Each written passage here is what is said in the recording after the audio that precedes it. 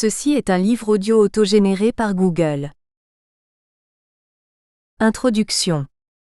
Parce que la littérature aime parler d'elle-même, qu'elle se prenne explicitement comme sujet comme dans les récits métaréflexifs particulièrement en vogue depuis le nouveau roman, ou qu'elle le fasse par des chemins détournés, elle donne régulièrement vie à deux types de personnages qui lui offrent l'occasion de se mettre en scène, l'écrivain et le lecteur.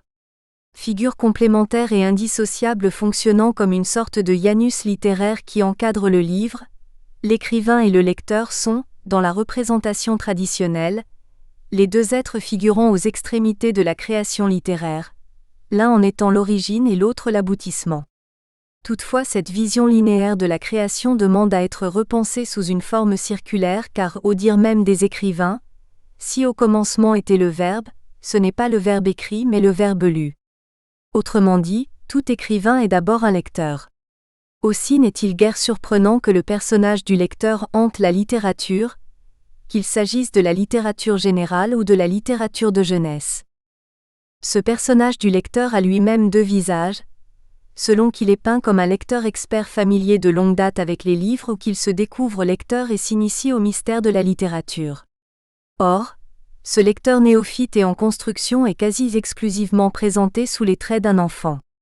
Qu'on lise par exemple l'émouvante rencontre de Sartre et des livres dans les mots. J'ai commencé ma vie comme je la finirai sans doute, au milieu des livres. Dans le bureau de mon grand-père, il y en avait partout.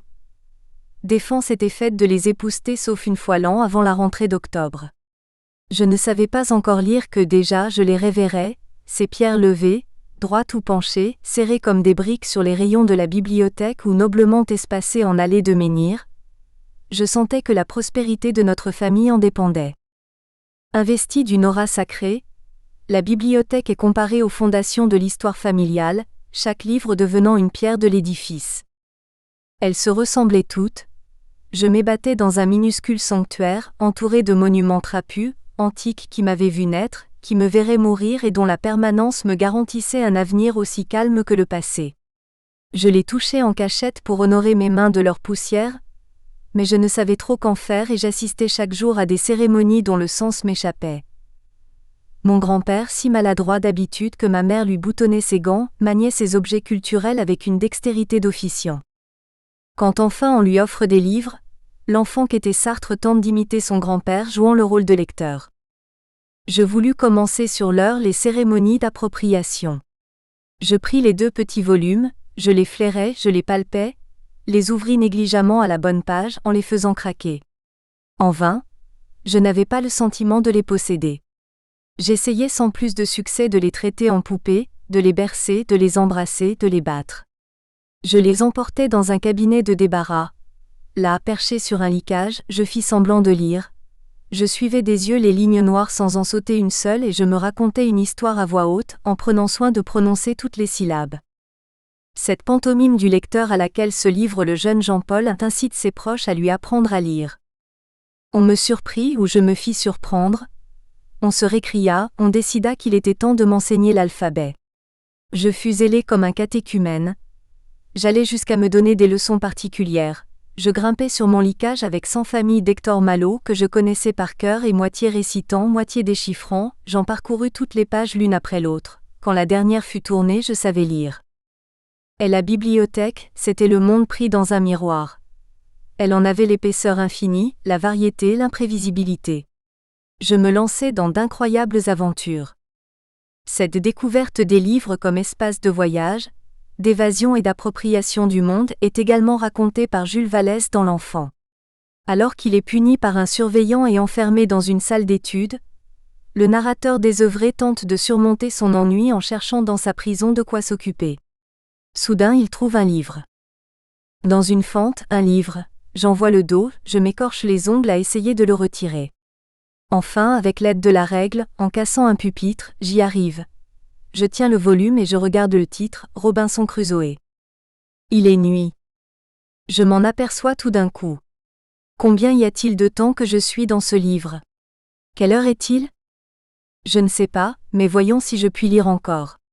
Je frotte mes yeux, je tends mon regard, les lettres s'effacent, les lignes se mêlent, je saisis encore le coin d'un mot puis plus rien. J'ai le cou brisé, la nuque qui me fait mal, la poitrine creuse. Je suis resté penché sur les chapitres sans lever la tête, sans entendre rien, dévoré par la curiosité, collé au flanc de Robinson, pris d'une émotion immense, remué jusqu'au fond de la cervelle et jusqu'au fond du cœur. Et en ce moment où la lune montre là-bas un bout de corne, je fais passer dans le ciel tous les oiseaux de l'île, et je vois se profiler la tête longue d'un peuplier comme le mât du navire de Crusoé. Je peuple l'espace vide de mes pensées, tout comme il peuplait l'horizon de ses craintes. Debout contre cette fenêtre, je rêve à l'éternelle solitude et je me demande où je ferai pousser du pain. Ces textes de Jean-Paul Sartre et Jules Vallès ne sont que deux exemples de la mise en scène du personnage de l'enfant lecteur. Comment ce motif littéraire, développé initialement dans la littérature générale, aurait-il pu échapper à la littérature de jeunesse alors même qu'il donne vie à un protagoniste qui a l'âge du lectorat visé, et qu'il offre une représentation épidictique de la lecture, en accord avec l'ambition pédagogique et formatrice des auteurs pour la jeunesse.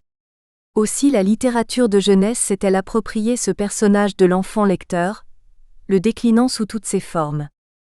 Dans l'album, nombreuses sont les figures de l'enfant ou de ses avatars que sont les animaux ou les créatures imaginaires, qui sont représentés comme des lecteurs. Chez Claude Ponty, Adèle, les poussins et ses autres personnages n'ont de cesse de lire.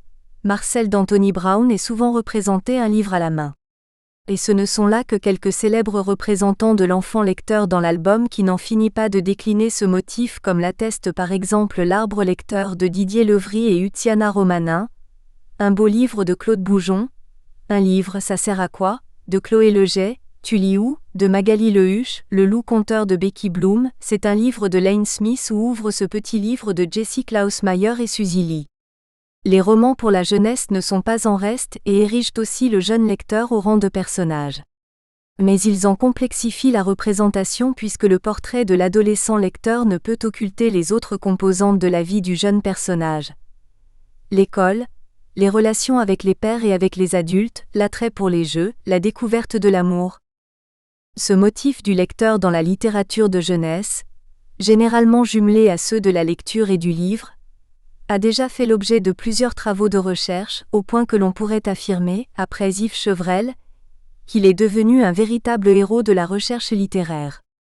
Preuve en est, par exemple, les contributions réunies par Catherine Tauveron dans l'aventure littéraire dans la littérature de jeunesse, ou celles réunies par Daniel Aranda dans L'enfant et le livre, L'enfant dans le livre. Preuve en est aussi les travaux de Gilles Béotegui qui, après avoir réalisé une thèse intitulée Livres, lecture et lecteurs dans le roman contemporain français pour la jeunesse, 1980 à 2005, a consacré plusieurs articles à cette problématique. On peut par là même s'interroger sur l'intérêt d'emboîter le pas à ces chercheurs, et se demander quels apports nous pouvons prétendre ajouter à leurs travaux. En tant qu'enseignante dans le secondaire, la représentation du personnage du lecteur dans la littérature de jeunesse m'intéresse grandement car il constitue à mon sens un miroir de haie pour le collégien, et participe à la construction de sa posture de lecteur. Or, si plusieurs travaux mêlant études littéraires et réflexions didactiques ont été consacrés au genre canonique fortement représenté dans la littérature de jeunesse comme le conte ou le récit policier, en revanche, aucune étude ne semble avoir été entreprise, à ma connaissance du moins, sur l'intérêt pédagogique et didactique que revêt ce personnage du jeune lecteur. Aussi m'a-t-il paru intéressant d'étudier cette figure du lecteur dans la littérature de jeunesse, pour observer la construction de ce motif dans l'espace textuel avant d'interroger sa réception, qu'il s'agisse de celle envisagée par les écrivains eux-mêmes dont les ambitions pédagogiques sont indéniables, ou qu'il s'agisse de celles stimulées par l'enseignant dans le cadre du cours de français prenant appui sur la littérature de jeunesse. Pour mener à bien cette recherche, il m'a semblé essentiel de conduire l'enquête sur un corpus s'inscrivant dans une large amplitude temporelle, afin d'observer d'éventuelles évolutions dans le traitement du personnage du lecteur et dans les messages sur la lecture que véhiculent plus ou moins explicitement les fictions romanesques. Aussi mon corpus s'étend-il sur une période de 30 ans, allant de Mathilda de Roald Dahl, publiée en 1988, à Une semaine dans l'incroyable bibliothèque de Monsieur Lemoncello de Chris Grabenstein, publiée en 2018. Aux variations diachroniques du motif du personnage du lecteur s'ajoutent les variantes culturelles et géographiques, le motif n'étant pas abordé sous le même angle dans la littérature française et dans la littérature étrangère. J'ai donc tenté d'équilibrer le corpus en choisissant 10 romans français, halte au livre de Brigitte Smadja, Anna passe son bac de Christian Grenier, La bibliothécaire de Gudule, Le vampire du CDI de Suzy Morgenstern, Virus LIV3 ou La mort des livres de Christian Grenier, La citadelle des cauchemars de Christian Lehmann, Momo, Petit prince des Bleuets de Yael Hassan, La guerre des livres d'Alain Grousset, Holden, mon frère de Fanny Chiarello, La fille qui aimait. Aimez pas les fins de Yael Hassan et Matt Radenac, auxquels s'ajoutent les 10 droits du lecteur de Daniel Pénac et Gérard Lowe Moraco et 9 romans étrangers. Un anglais, Mathilda de Roald Dahl, 2 canadiens, Clonc de François Gravel, Monterregria de Benjamin Faucon, 3 américains, 24 heures dans l'incroyable bibliothèque de Monsieur Le Moncello de Chris Grabenstein, Une semaine dans l'incroyable bibliothèque de Monsieur Le Moncello de Chris Grabenstein, Chasseur de livres de Jennifer Chandlis Bertman, 2 espagnols, Le mystère du livre disparu, Au secours de Peter Pan de Pierdomenico Baccalario et Eduardo Jauregui, Le mystère du livre disparu, À nous les 3 mousquetaires de Pierdomenico Baccalario et Eduardo Jauregui, et un allemand, Les passeurs d'histoire de Mechthild Glaser. Ces 20 ouvrages ont permis d'identifier les spécificités du personnage du lecteur dans la littérature de jeunesse, et de réfléchir à la façon dont, tout en construisant la figure du lecteur, les écrivains développent un discours pédagogique visant à construire les compétences de son lecteur réel. Le parcours dans ces œuvres invitera donc à s'intéresser d'abord au motif du lecteur en tant que tel, en dressant une sorte de typologie des lecteurs et une analyse des pratiques de lecture mises en scène, dont le dynamisme repose sur une série de tensions et de paradoxes. Ces portraits épidictiques du lecteur comme les descriptions mélioratives et attractives de la lecture témoignent de la démarche militante des écrivains qui, sous couvert de la fiction, entendent former le lecteur réel et le convaincre de l'intérêt de la lecture. Cette ambition pédagogique des auteurs sera étudiée dans notre 2e chapitre. Nous montrerons alors que, en actualisant le précepte antique Platchéré et d'Auxerre, les écrivains d'aujourd'hui entendent former le lecteur en jouant sur un double registre. La mise en scène de la dimension ludique de la lecture et le développement d'une écriture intertextuelle dont la finalité est d'enrichir la bibliothèque intérieure du lecteur. Cette démarche pédagogique menée par les écrivains ouvre la voie aux enseignants de lettres qui, en s'appropriant à la fois les fictions pour la jeunesse et leurs discours sur la lecture, peuvent renouveler leur pratique professionnelle afin d'accompagner l'élève dans la construction de sa posture de lecteur. Aussi consacrerons-nous le 3e chapitre de notre étude à une réflexion didactique et pédagogique sur ce point. Chapitre 1 Le lecteur, un personnage dans la littérature de jeunesse ? Dans son essai sur la littérature de jeunesse, Nathalie Prince constate qu'on identifie souvent la littérature d'enfance et de jeunesse à ses personnages, qui se répartissent en 2 archétypes, l'animal et l'enfant ou l'adolescent. Pour beaucoup d'entre eux, ces personnages sont surdéterminés car leurs contours se dessinent à la fois dans le texte et en dehors du texte, la littérature de jeunesse cultivant une intertextualité et une intermodalité qui érigent certains héros de l'enfance en mythes. Qu'on pense par exemple au loup, au chaperon rouge, à Peter Pan mais aussi à Robinson qui est devenu l'un des personnages types des récits pour la jeunesse. Cette figure créée par Daniel Defoe dans un roman de littérature générale à destination d'un lectorat adulte, a donc été happée par la littérature de jeunesse qui se plaît à la décliner sous différentes formes. Il semble qu'il en soit de même pour le personnage du lecteur. Celui-ci est d'abord apparu dans la littérature générale, permettant tantôt de louer le pouvoir d'évasion du roman comme dans L'Enfant de Jules Vallès, tantôt d'en dénoncer les dangers dont Don Quichotte et Emma Bovary sont les victimes emblématiques. Mais depuis une trentaine d'années, le personnage du lecteur est devenu récurrent dans la littérature de jeunesse au point que l'enfant lecteur ou l'adolescent lecteur apparaît comme un nouvel archétype du personnel romanesque convoqué par cette littérature destinée au jeune lectorat. Par-delà la diversité des catégories génériques traditionnelles dont attestent les œuvres de notre corpus puisqu'elles relèvent tout autant du roman réaliste que de la science-fiction, en passant par la fantaisie et le fantastique, le personnage du lecteur apparaît comme un invariant de tout un courant de la littérature de jeunesse et semble définir les contours d'un nouveau genre, celui d'une littérature réflexive dont elle apostrophe ensemble des composantes, personnages, décors, intrigues, poétiques, repose sur une mise en abîme complexe de la littérature qui devient à la fois l'objet et le sujet de l'écriture. Mais comment représenter ce personnage de lecteur ? Dans une littérature qui entend former les lecteurs d'aujourd'hui et de demain, il serait maladroit de mettre en scène un personnage victime des romans comme le firent Cervantes et Flaubert. Ce personnage doit au contraire revêtir le costume d'ambassadeur de la littérature et pour ce faire, les auteurs pour la jeunesse ont construit une figure spécifique.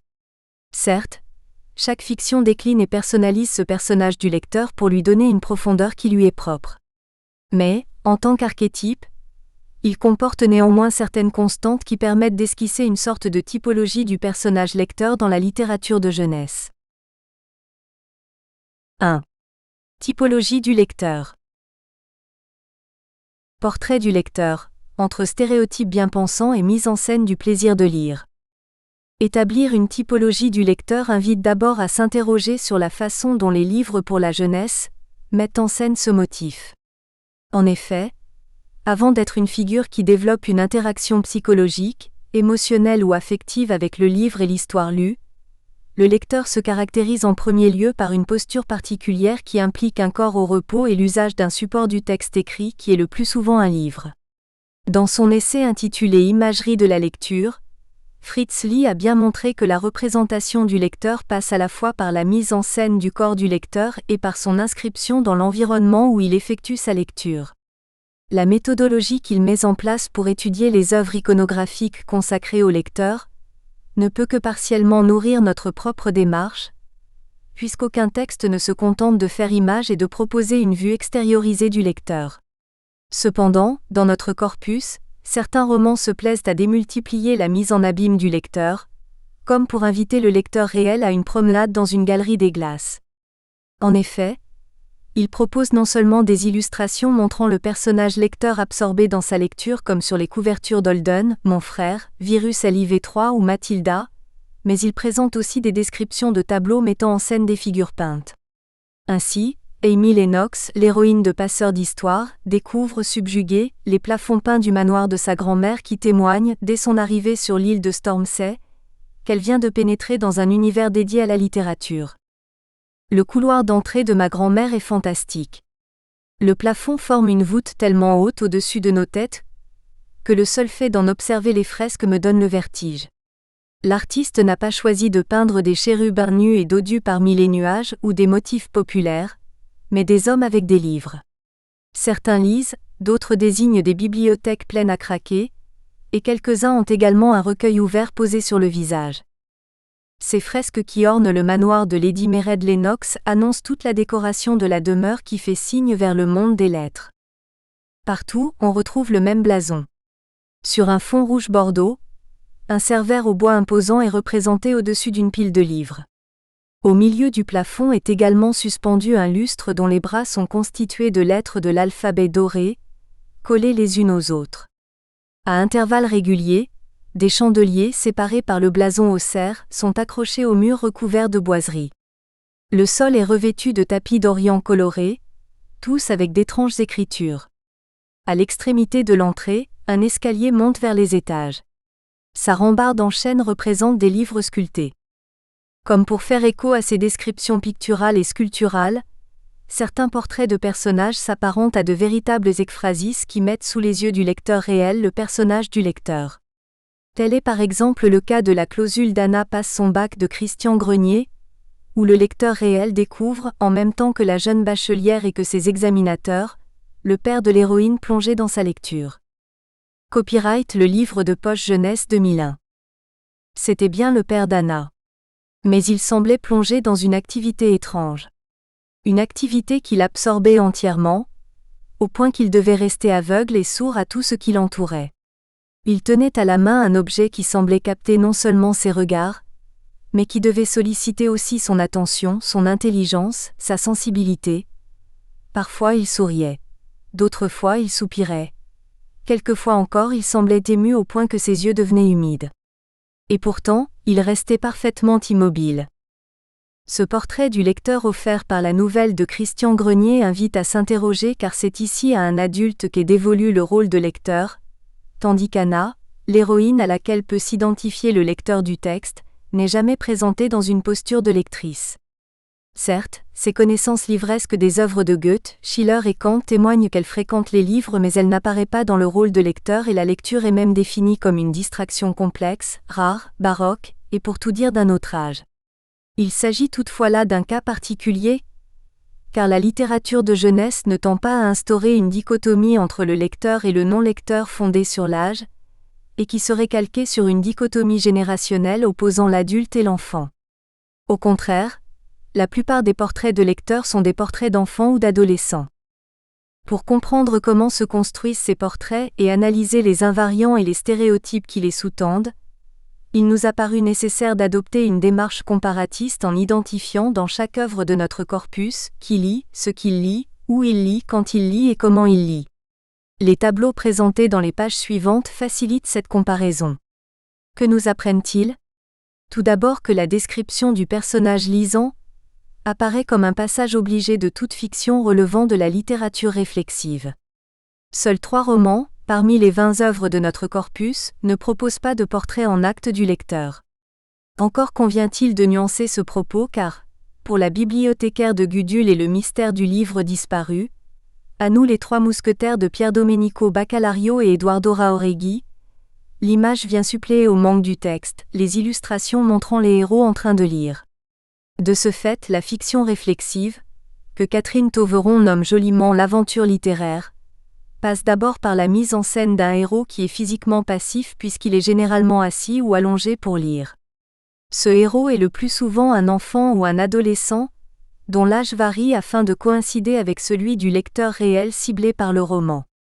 Ainsi, Mathilda, la jeune prodige de Roald Dahl, a entre 4 et 6 ans.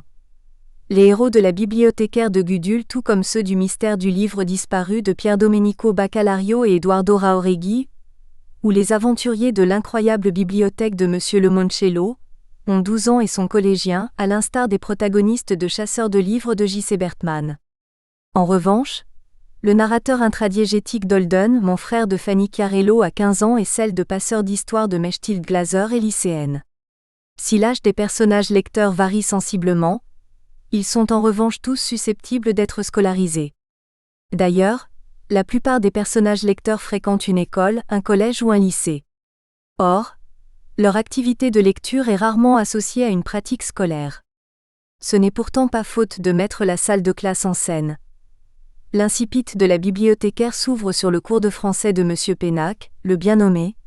Tout comme les derniers chapitres des apostrophes Holden, mon frère se déroule pour l'essentiel dans le cours de français de Madame Saumur. Les cours d'histoire de Monsieur Kinling sont autant de moments décisifs pour les jeunes chasseurs de livres, car ils y étudient les méthodes de cryptage utilisées par les hommes à travers les siècles, ce qui leur permet de progresser pour résoudre les énigmes du jeu grandeur nature dans lequel ils sont investis. Quant à Mathilda, elle s'épanouit dans la classe de Mademoiselle Candy. Copyright le livre de poche jeunesse 2001. Comment expliquer cette défection de la lecture au sein de la classe qui semble caractériser les fictions de littérature de jeunesse ?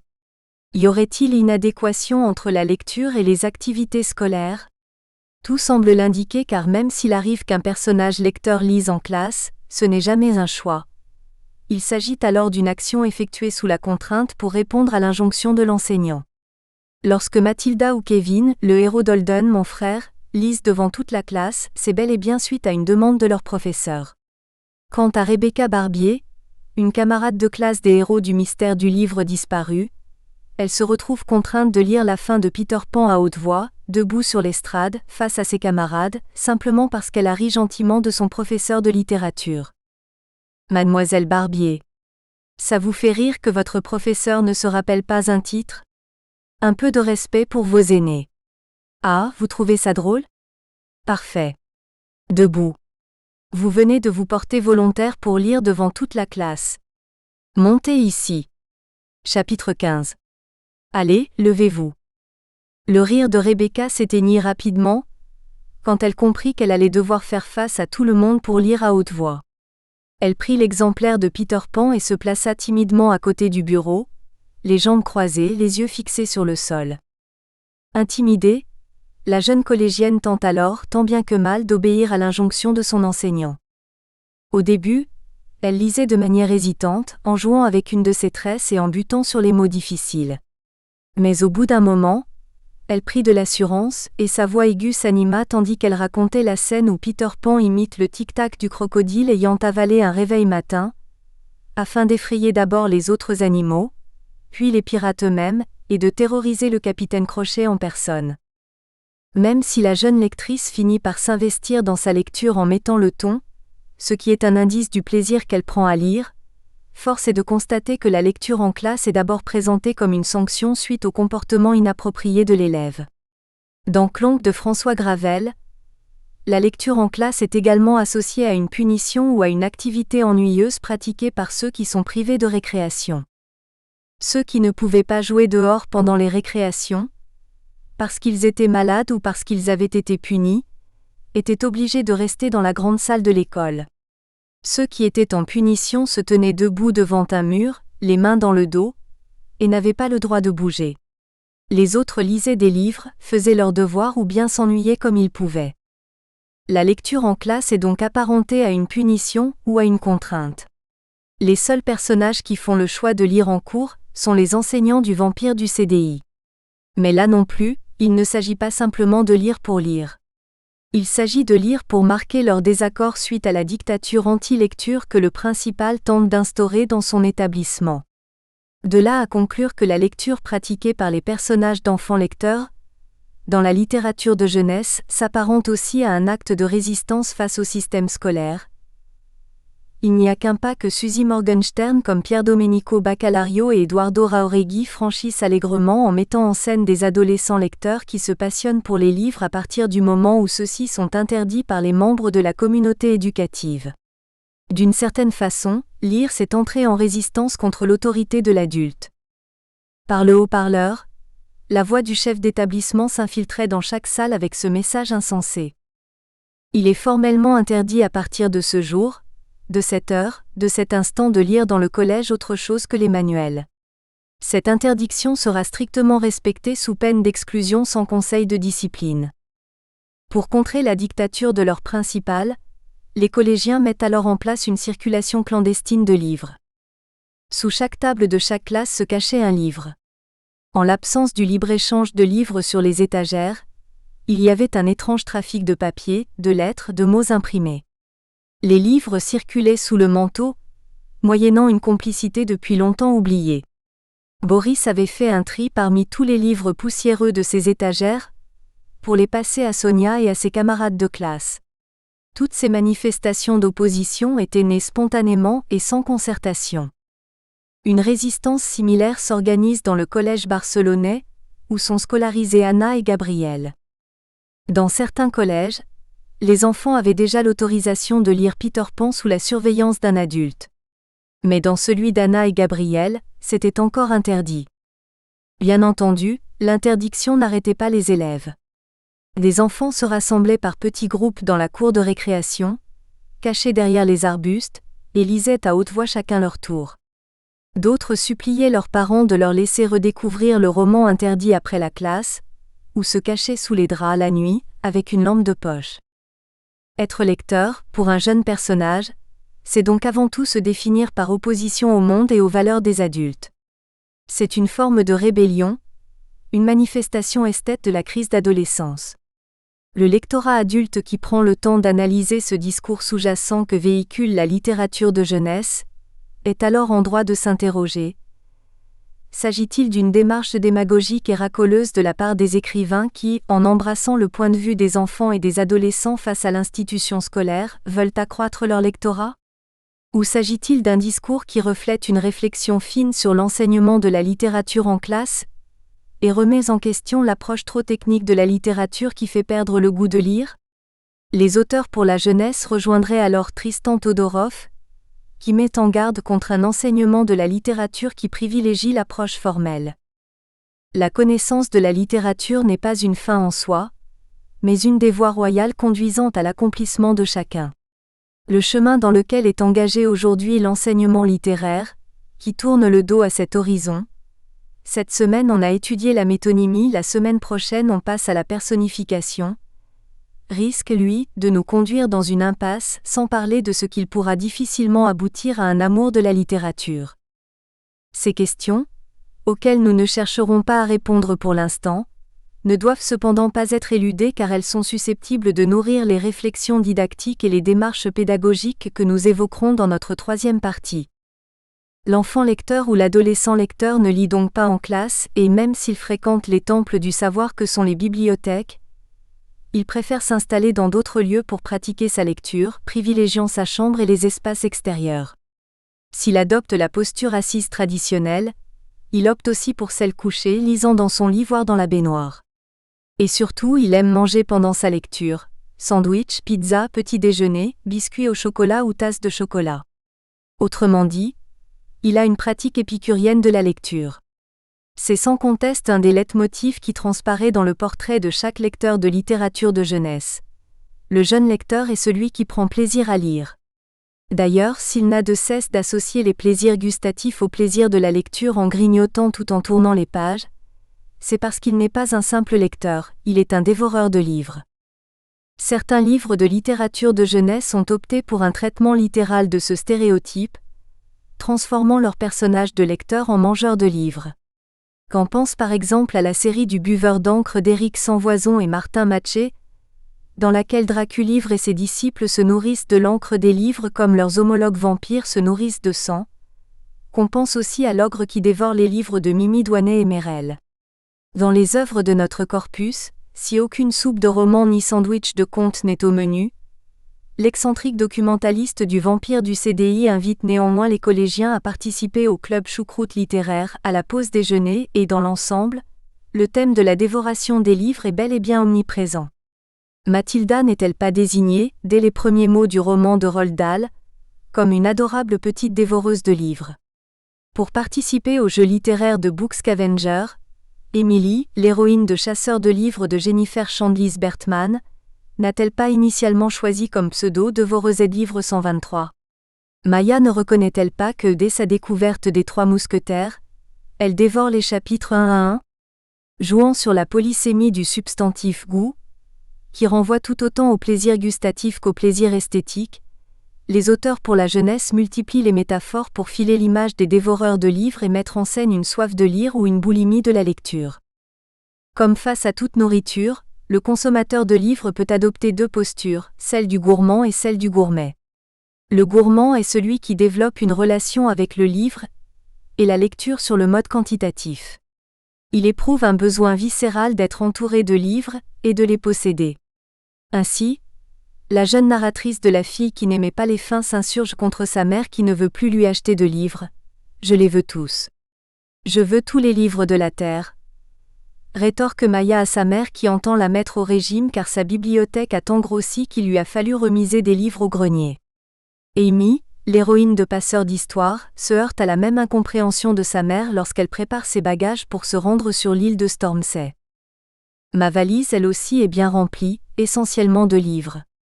Pour les vêtements, je me suis limitée au strict minimum pour être fidèle à ma devise. Plutôt un gilet en moins et un bouquin en plus.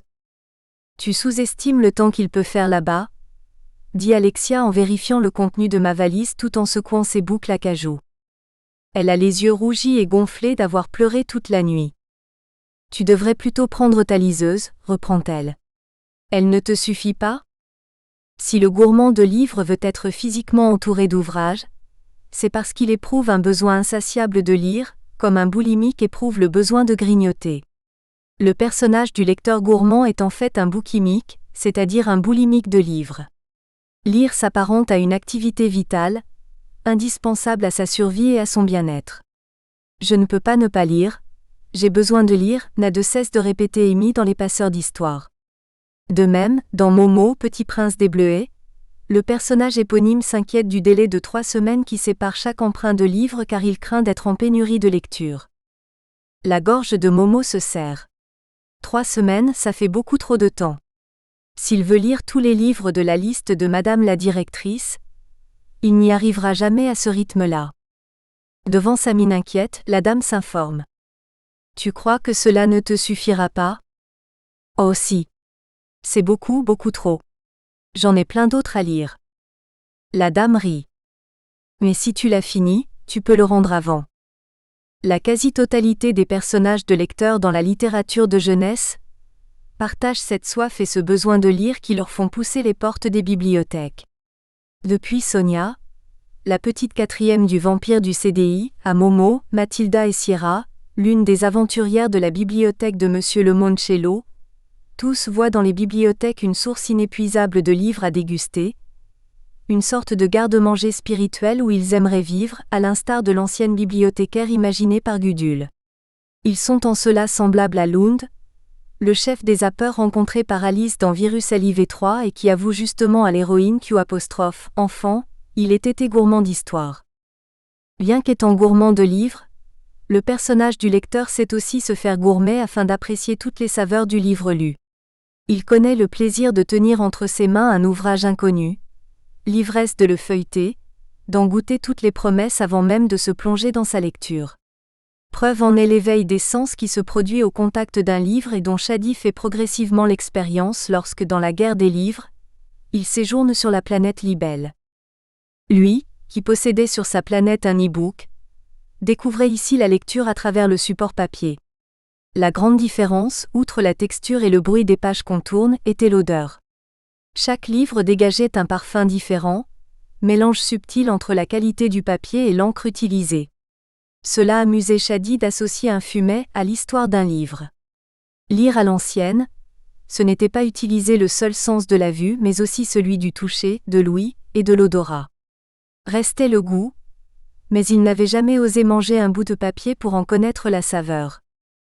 Si Shadi ne peut expérimenter le plaisir gustatif du livre, certains de ses homologues, qui ont le pouvoir d'entrer dans l'histoire, le font pour lui. C'est dans cette optique que les zappeurs de Christian Grenier ont mis au point un virus matérialisant toutes les sensations visuelles, auditives, tactiles, olfactives et gustatives que le lecteur peut éprouver en contact d'un texte. Nous avons mis au point un virus macrophage. Il analyse la synthèse particulière qui s'effectue dans le cerveau lorsque le texte suggère des images. À ce moment précis de la lecture, le virus se propage dans les neurones. Il sollicite toutes les zones de la mémoire, pas seulement celles qui commandent la vision, mais aussi celles qui affectent les sons, le goût, le toucher, les odeurs.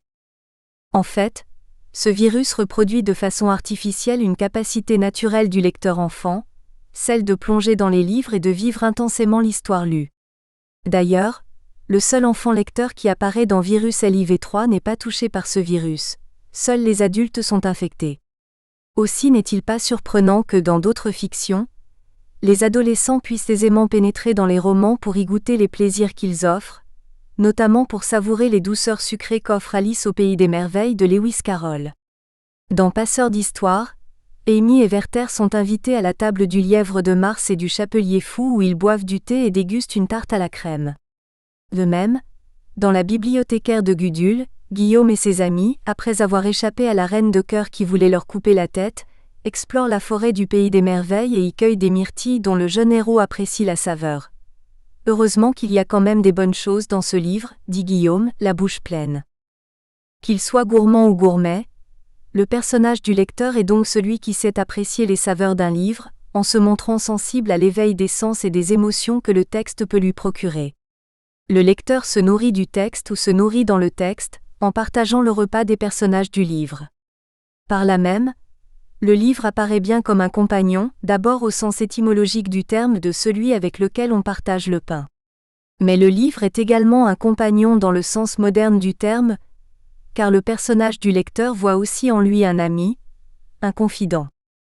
Il s'agit là d'un autre invariant qui entre dans la constitution du personnage du lecteur, tel que la littérature de jeunesse le présente.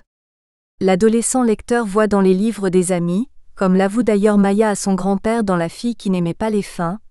Moi, mes véritables amis, ce sont les livres. En fait, les livres sont des substituts pour les héros lecteurs qui ne parviennent pas, ou difficilement à tisser des liens affectifs et sociaux avec leur père. L'enfant lecteur est sans conteste le plus souvent un personnage solitaire, soit parce que les circonstances de la vie ne lui permettent pas de nouer des liens avec les personnages de leur âge. Il déménage et arrive dans un lieu où il ne connaît personne comme Amy dans Les Passeurs d'histoire ou Emily dans Les Chasseurs de livres. Il doit fuir loin de chez lui comme Shadi dans La guerre des livres, soit parce qu'il porte en lui une blessure, un traumatisme qui lui fait se sentir différent de ceux de son âge. Cette blessure qui isole le héros peut être physique, le plâtre du narrateur et la polio de Clonc dans le roman de François Gravel, la surdité d'Alice dans Virus LIV3, où elle peut être psychologique. Momo et Kevin vivent dans des banlieues où il est mal vu d'être lecteur dans Momo, Petit Prince des Bleus et Holden, mon frère, Sierra, l'une des collégiennes participant aux jeux bibliotiques organisés dans l'incroyable bibliothèque de Monsieur Lemoncello, souffre du divorce de ses parents. Maya, la lectrice qui n'aimait pas les fins, porte toujours le deuil de son père. Quant à Matisse, le héros de Monteregia, il est orphelin. Bien sûr, les livres vont leur permettre de remédier à cette situation, devenant des médiateurs par lesquels se crée le lien social et offrant à l'enfant solitaire l'opportunité de rejoindre une communauté de lecteurs. Mais dans un premier temps, les livres font office de substitut des camarades. Ils apportent au personnage du lecteur le réconfort dont il a besoin car comme le dit Will dans Les Passeurs d'Histoire, passer dans les histoires aide à se changer les idées quand on est triste. Ainsi les livres permettent au lecteur d'apprivoiser sa solitude. Certains personnages ne prennent conscience de cette solitude qu'à partir du moment où ils se lient d'amitié avec une personne car, avant cette rencontre, la relation avec les livres suffisait à leur bonheur.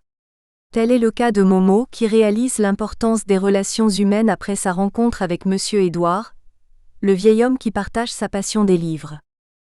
Momo pense que Monsieur Édouard est son meilleur ami, et qu'un ami c'est parfois plus important que la famille, parce que la famille, elle est déjà toute faite quand on arrive et on ne peut pas la choisir, tandis qu'un ami, on prend vraiment celui dont on a envie. Monsieur Édouard est le tout premier ami de Momo. Bien qu'il ait déjà 11 ans, Momo n'a jamais eu d'amis.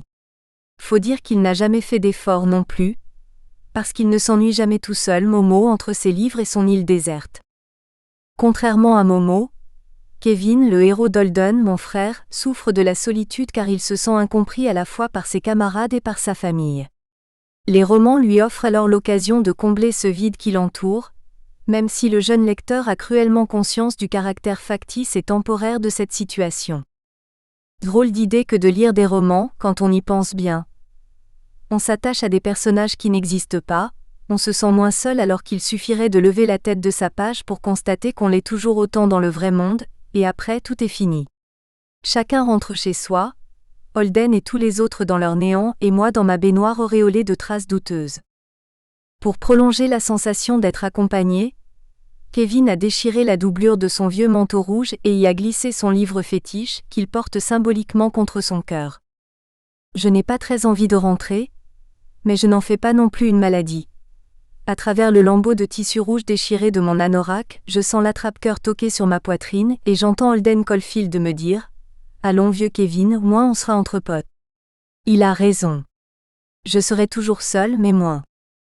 Ce geste qui conduit Kevin à mettre le livre contre son cœur, siège métaphorique des affections humaines, est maintes fois réitéré par les personnages de lecteurs dans la littérature de jeunesse.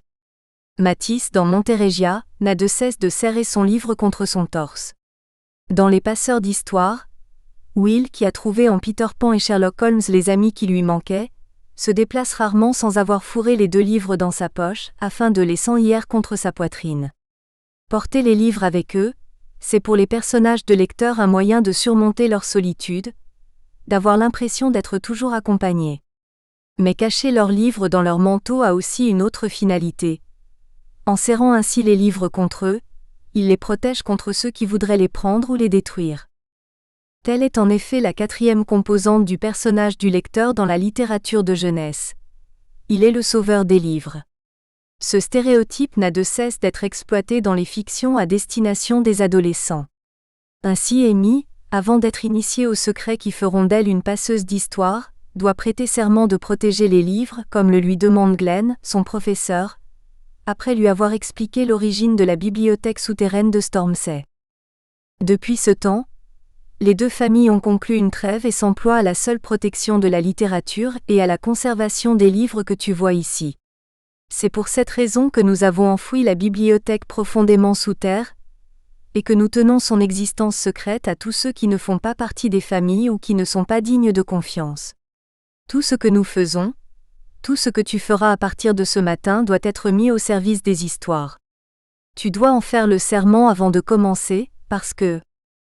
Remarquant qu'Amy ne prête qu'une discrète attention à son plaidoyer pour la protection des livres, Glenn s'interrompt pour la rappeler à l'ordre. Il s'éclaircit la voix et poursuit comme si de rien n'était. Eh bien, Amy ? Oui ? Fais-tu le serment qu'en lisant tu protégeras toujours les histoires, et que tu n'entreprendras rien qui puisse les modifier ou les détruire ? Bien sûr. De la même façon, si Alice prête serment à l'Académie des voyelles, c'est parce qu'elle a été choisie pour une mission de haute importance, sauver les livres du virus LIV3 qui les détruit de façon irrémédiable. Shadi dans la guerre des livres, Anna et Gabriel dans les 2 tomes du mystère du livre disparu, les élèves du collège du vampire du CDI ou les joueurs de chasseurs de livres et de l'incroyable bibliothèque de Monsieur Lemoncello, tous embrassent unanimement cette cause et, à l'instar des membres de l'équipe de Kevin, ils se drapent d'un costume de super-héros pour sauver les livres et la littérature. Sa nouvelle équipe de petits rats de bibliothèque semblait invincible. C'étaient les vengeurs masqués des bibliothèques, qui se dressaient devant les injustices du monde. Ils partageaient la connaissance pour courageusement conquérir l'inconnu. En érigeant les enfants lecteurs en justiciers des bibliothèques, les auteurs pour la jeunesse mettent sans conteste en œuvre une stratégie de séduction efficace qui vise leur double lectorat. Les adultes prescripteurs de la lecture qui perçoivent dans ce discours un éloge de la littérature et les adolescents qui se voient allouer un rôle de super-héros. Mais cette démarche, qui oscille entre pédagogie et démagogie, ne risque-t-elle pas de nuire à la construction du personnage du lecteur, puisque celui-ci devient simplement un moyen pour sauver la littérature ? Le personnage du lecteur ne risque-t-il pas en définitive de se réduire à une simple incarnation de quelques stéréotypes ? Le dévoreur de livres, l'ami des livres, le solitaire, le sauveur de livres ? Pour éviter cet écueil et ne pas transformer le personnage de lecteur en une coquille trop uniforme, qui serait simplement un simulacre de vivant sans entrailles, mis au service des idées, les auteurs pour la jeunesse misent sur une répartition manichéenne du personnel romanesque qui va générer dans la vie et la psyché du personnage du lecteur une série de doutes et de conflits. Ils inscrivent en effet ce personnage dans un réseau de tensions et de contradictions qui le contraint non seulement à désobéir aux adultes qui freinent parfois son goût pour la lecture, mais qui l'oppose surtout à toute une communauté de non-lecteurs et de destructeurs de livres. Lecteur versus non-lecteur. Comme pour le personnage du lecteur, celui du non-lecteur se construit autour de stéréotypes qui hantent l'imaginaire de l'écrivain car le non-lecteur est d'abord l'ennemi de son art, celui qui dénigre voire détruit son mode d'expression pour le réduire au silence. Que ce soit dans la littérature générale ou dans la littérature de jeunesse, la mise en scène du personnage du non-lecteur traduit donc les angoisses de l'auteur. C'est pourquoi il intègre le plus souvent la communauté du personnel romanesque négatif, les fameux méchants qui s'opposent aux héros au nom d'idéologie et de motivation peu honorables. Mais il y a plus. Loin de simplement refléter les inquiétudes de l'écrivain, le personnage du non-lecteur apparaît comme une sorte de syncrétisme historico-sociologique de tous ceux qui ont mis ou mettent en danger le livre et la lecture. Sous la forme la plus exacerbée et la plus violente, le non-lecteur s'incarne en destructeur de livres qui non seulement refuse de lire, mais entend aussi empêcher tout le monde d'accéder à la lecture. Le spectre des autodafés mis en place par l'Inquisition, le Troisième Reich et de nombreux régimes dictatoriaux et qui planent dans des récits de littérature générale comme Candide de Voltaire et Fahrenheit 451 de Bradbury, s'immiscent aussi dans les pages de la littérature de jeunesse. Ainsi, dans Une semaine dans l'incroyable bibliothèque de Monsieur Lemoncello, l'angoisse de l'ancienne bibliothécaire de voir revenir ceux qui détestent les livres avec leurs bulldozers pour raser la bibliothèque semble faire écho au bûcher des vanités organisé à Florence par le prêtre Savonarola le 7 février 1497. Terrible événement qui fait d'ailleurs l'objet d'une question lors des Jeux bibliotiques organisés par Monsieur Lemoncello. Lors de ce mardi gras, au nom de la foi et de la morale, le prêtre dominicain incita les fidèles à brûler les miroirs, les bijoux et surtout les livres qui, à ses yeux, pervertissaient l'homme. La campagne contre la bibliothèque de Monsieur Lemoncello menée par Madame Chiltington et Monsieur Peckelman s'appuie sur une idéologie similaire puisqu'il dénonce le plaisir et le jeu mis à l'honneur dans la bibliothèque par l'excentrique millionnaire, et entend réformer le lieu pour canaliser et surveiller les lectures des enfants. Monsieur Peckelman tente même de reproduire le geste destructeur de Savonarola et essaie de livrer aux flammes les livres de littérature de jeunesse mettant en scène des écureuils, sous prétexte que ce sont des animaux nuisibles et voleurs. Alertés par des cris, Kevin et ses amis s'interposent alors courageusement devant le bûcher. Kevin entendit des crépitements. Il se fraya un chemin dans la foule. Nous espérons que vous avez apprécié cet aperçu. Pour continuer à écouter ce livre audio sur Google Play Livres, utilisez le lien dans la description de la vidéo.